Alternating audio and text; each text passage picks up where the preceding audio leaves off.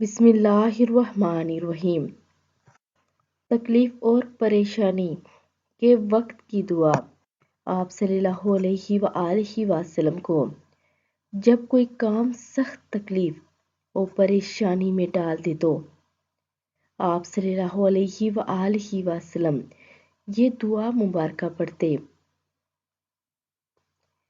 یا حیو یا قیوم برحمتک استغیث۔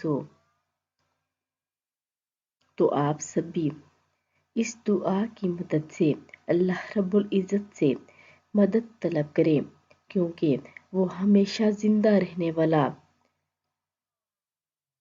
اور سب چیزیں ختم ہو جانے والی ہیں، اس لیے پریشانی اور تکلیف میں یہ دعا مبارکہ